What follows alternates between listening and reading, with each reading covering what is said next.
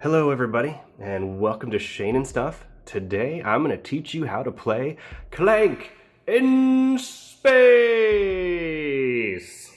Clank in Space is a highfalutin space adventure in which you and your fellow thieving friends have challenged each other to sneak aboard the evil Lord Erraticus ship and see who could steal the most priceless space artifacts. You need to hack data ports to get into the deepest part of the ship and then get out before security and Lord Erraticus himself knocks you out.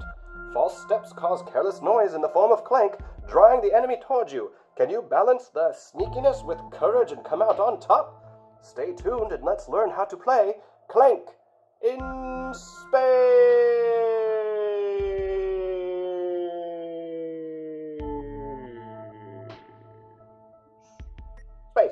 Alright, well that was fun. So here we are, Clank in Space. Many of you have probably played Clank. If not, you've probably heard about it.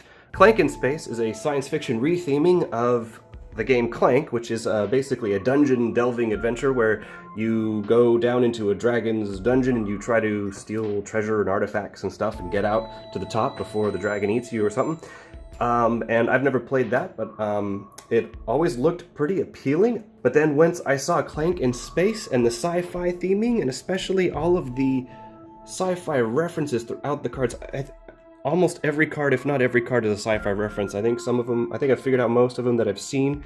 Some of them I'm not 100% sure, but it's just fantastic. I mean, not only the, obviously they got to change things a little bit to make it not, copyright infringement or something, but, they also have all this flavor text on every card that's funny. It's really light, cheesy humor with wonderful sci-fi references throughout. So Clank was praised for combining deck building with a great board movement, so it still has the feel of a board game, but it uses deck building in order to play your moves and everything that you do. If you're not familiar with what deck building is, I will explain that later. If you are, then you know pretty much exactly how that's going to work. Let me give you an overview of the setup, and then I'll tell you how to play. So this is Lord Erraticus' ship. This is a modular board. It has 7 pieces, one here, 1, 2, 3, center modules, the command module, so 6. And the center modules here are reversible. You can flip them over and they have different locations. The beginning setup wants you to use the Doomsday Cannon, the Med Lab, and Hydroponics. This little piece here, there would be a space here when you first set up. This just fills in the middle and has the hyperlift here. So over here is where you start. And this is the cargo bay. You infiltrate Lord Erraticus' ship through the cargo bay. Everyone starts right here, and then you have your damage tracks up here. So the purpose of the game is to make your way to the command module, which is over here, and steal one of the main artifacts. So all these artifacts are worth various amounts of points. So they range from 5 to 30 in 5-point increments. The higher point artifacts are a little harder to get to. You gotta go deeper, it's gonna take you longer, and so there's a little more chance that you might not make it out if you get greedy and you wanna go for the big bucks.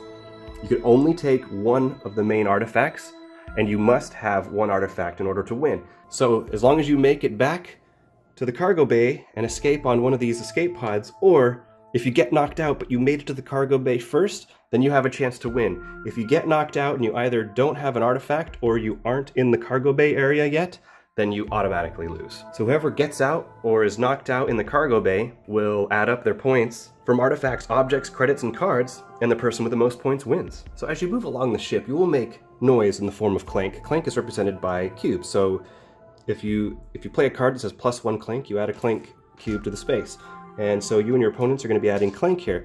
When a card comes out with this symbol, Lord Erraticus, on it, then all the clank goes into the bag, and then you draw a number of cubes according to Lord Erraticus' position over here. So depending on how many players you have, you start him on 4, 3, or 2. So right here it tells you to draw 3 cubes if you're playing 2 players. So you draw 3 cubes out, and they're all black. So the bag is started off with 24 black cubes, which have no effect. So at the beginning of the game, your cubes aren't as likely to come out, but as the game goes along and more of the black cubes get put aside, it is more likely that you and your opponent's cubes are going to come out. And when your cubes do get drawn from the bag, they go immediately to your damage. So that's you taking damage. So you're going to start on the far left of your damage track, and every time you take damage, you put a cube down.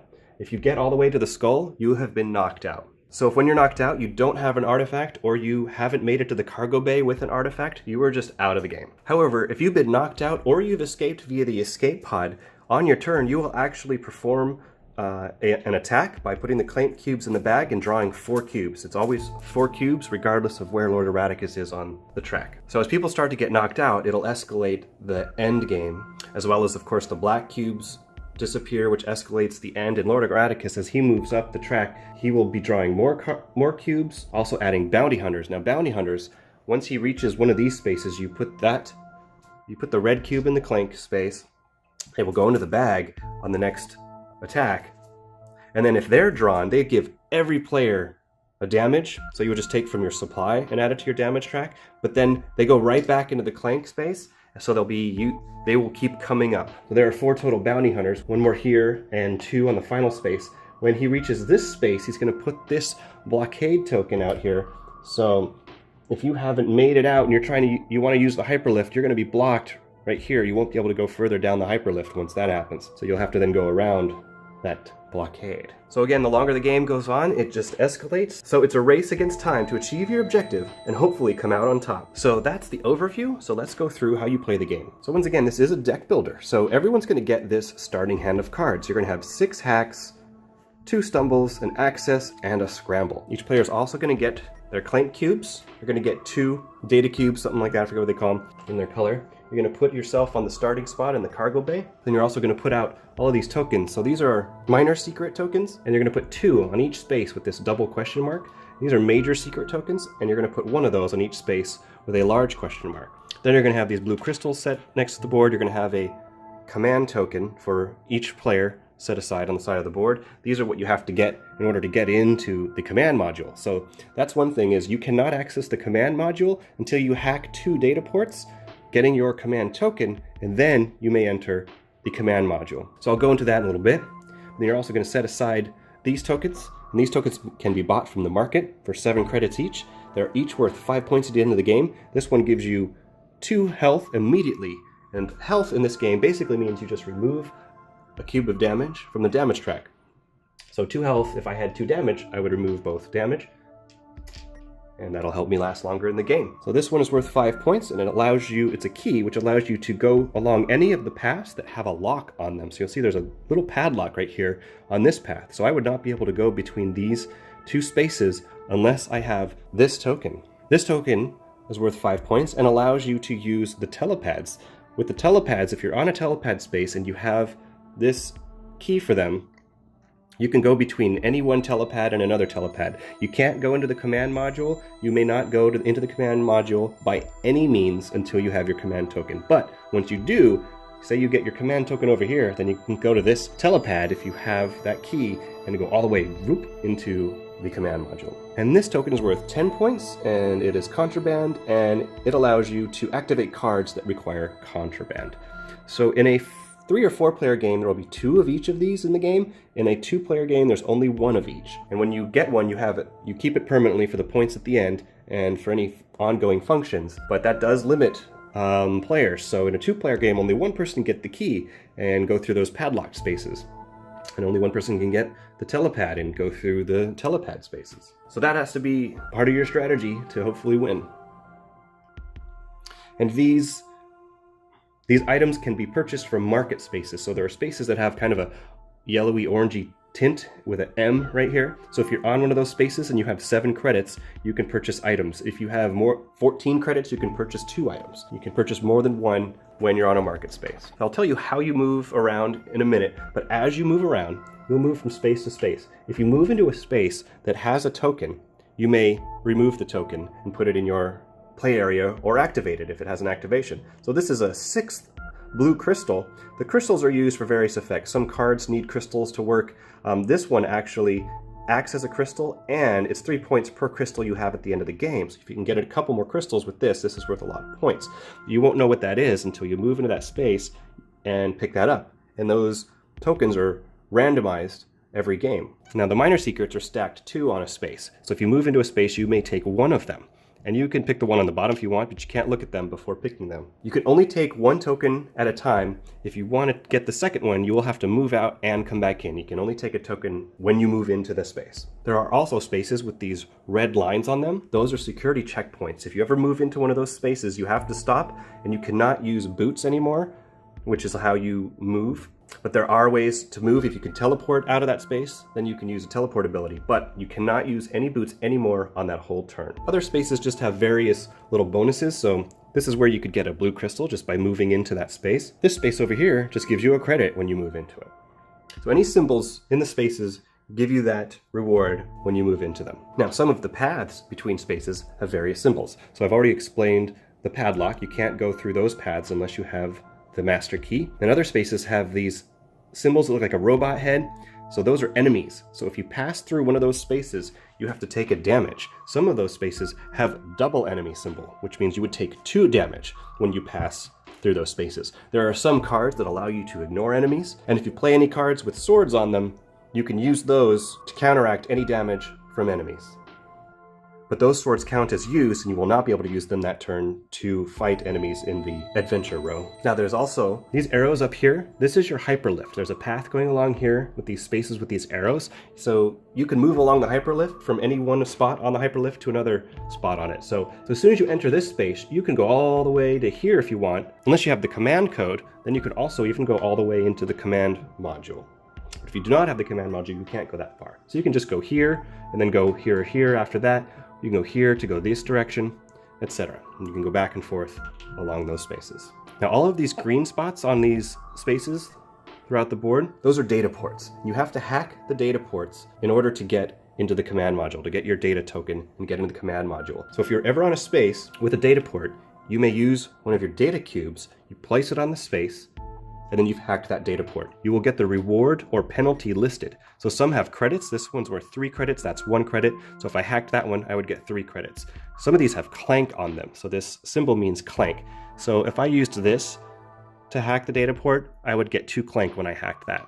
This one has 1.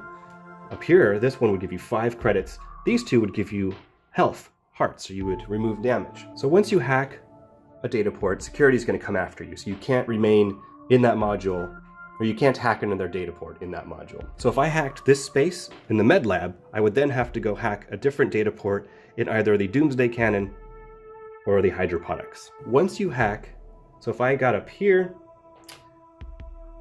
and I hacked this data port, I would get 5 credits, put in my space, and now I would get a command token. Now, Lord Eradicus does not like when you gain a command token, so when you do, you'll see it has this rage up symbol here that moves him up 1. So when you hack your second data port, you get a command token, and Lord Eradicus will move up.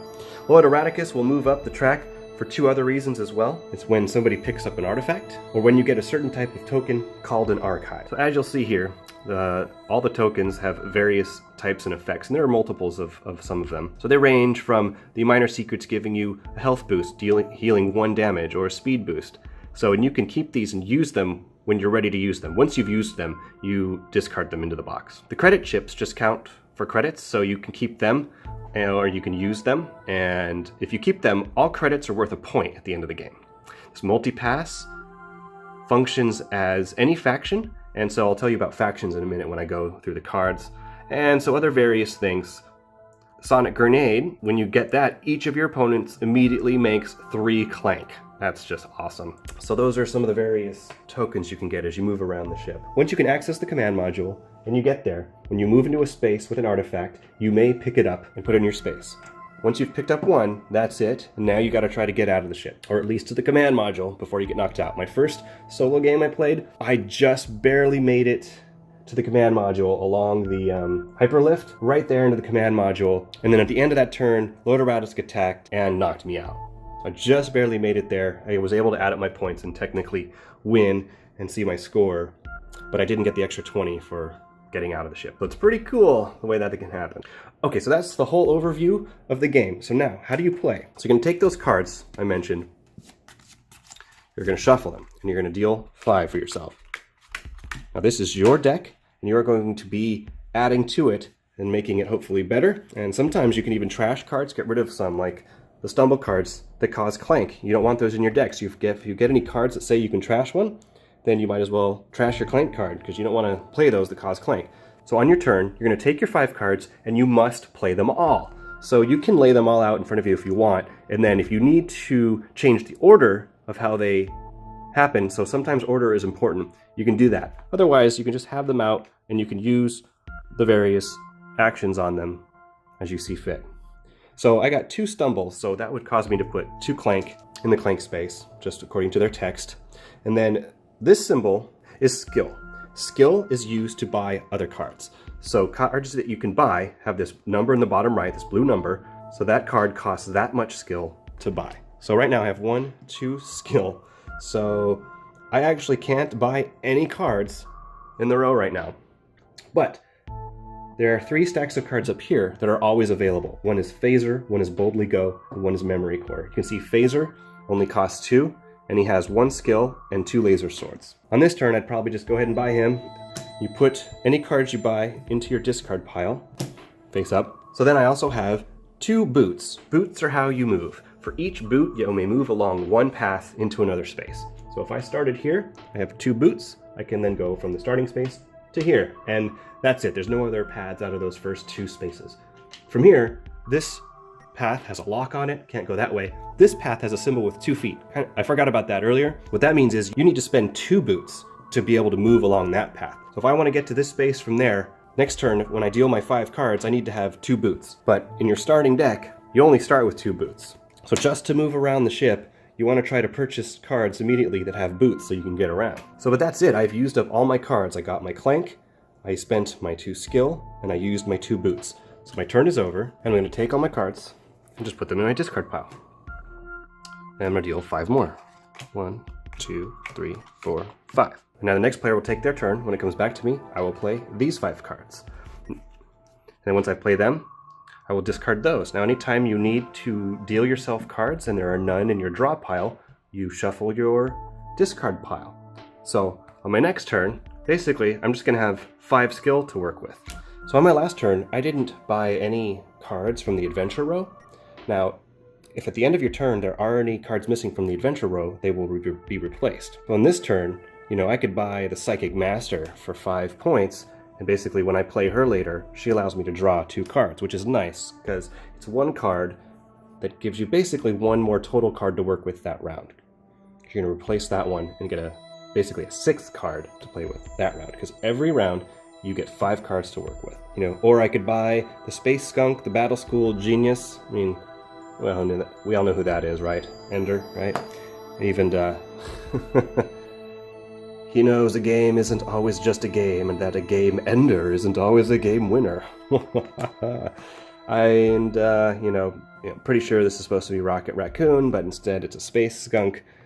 Bene Gesserit, Witch from Dune, the iPod, yep, Hal from 2001. I think this is supposed to be Ghost in the Shell, the Phantom Agent, Ghost Agent, right? She's like a ghostly kleptomaniac. Could be something else, though. I'm not sure. The suit and the invisibility and the ghost puns make me think Ghost in the Shell. But maybe, if you know who that actually is, let me know in the comments. Princess Helia. Yep. Hold still. She's got a blaster, first aid kit, and poor depth perception.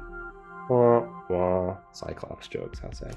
Okay, but let's say, I bought the Space Skunk, which goes in my discard pile, and then I bought another Phaser, which goes in my discard pile. Then my turn's over, put all my cards back in my discard pile. I'm going to shuffle these, deal 5 new ones, so the ones that I've bought are now going to come out eventually for me to play. Now I'm going to replace this card.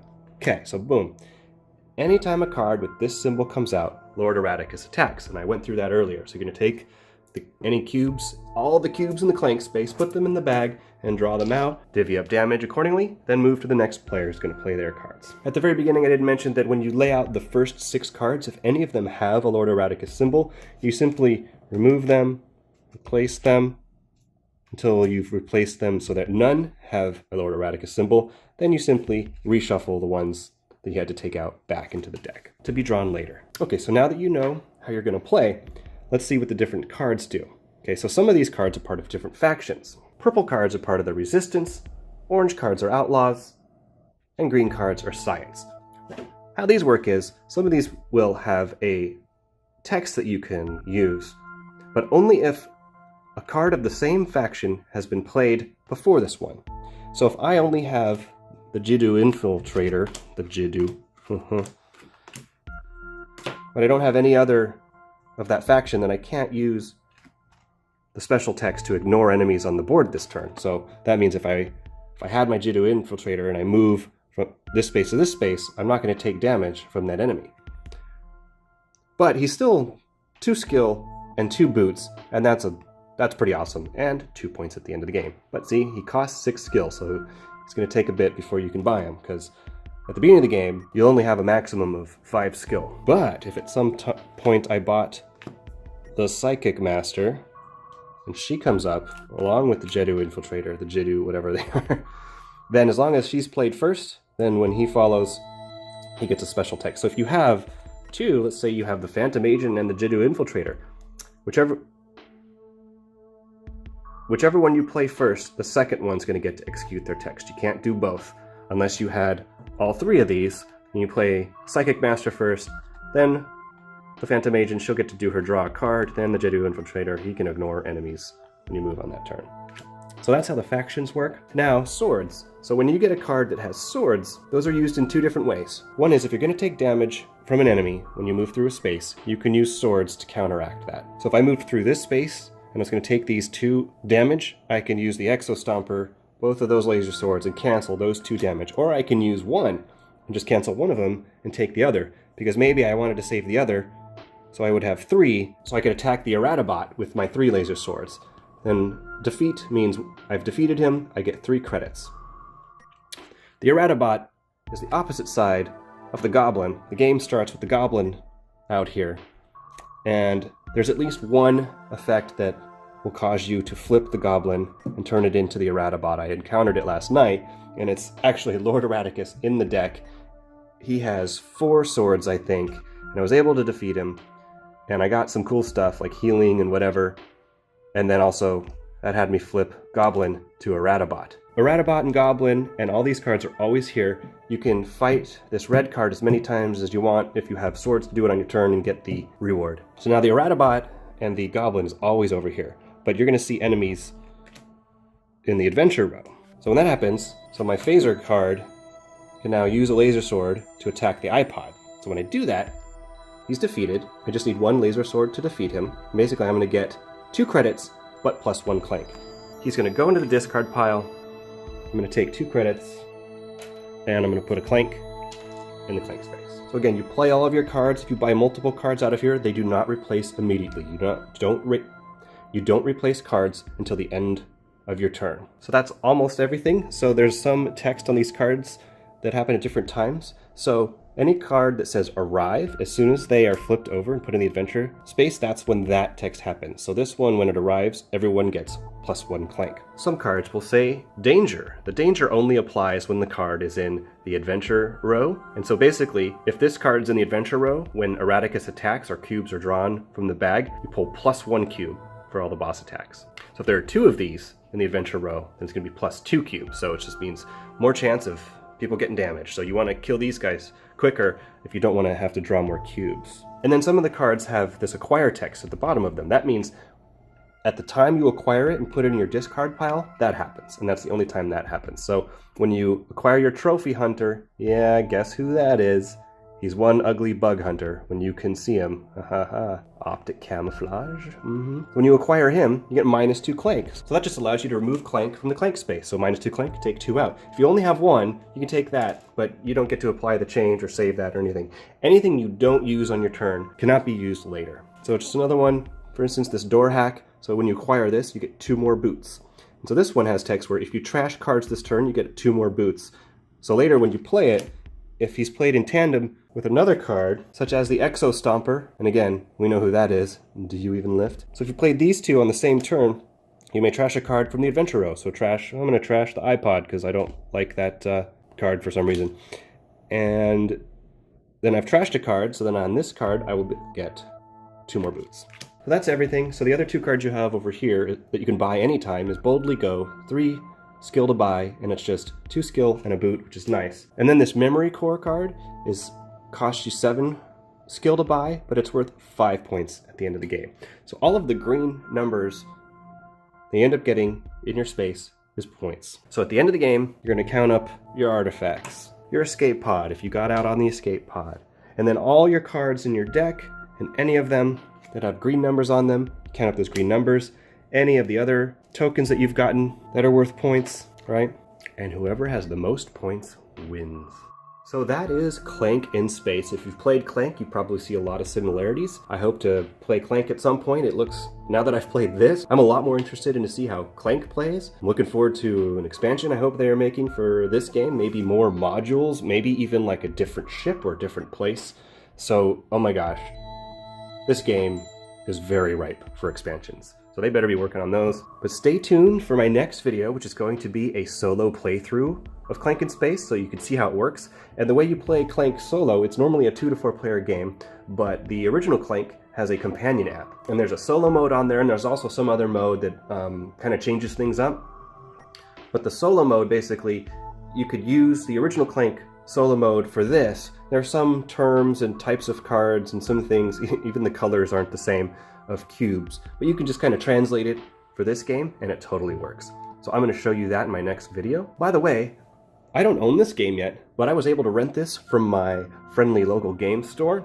It's called the Game Chest. If you are in the Southern Orange County, California area, they're located in Mission Viejo. I'll put some links in the description.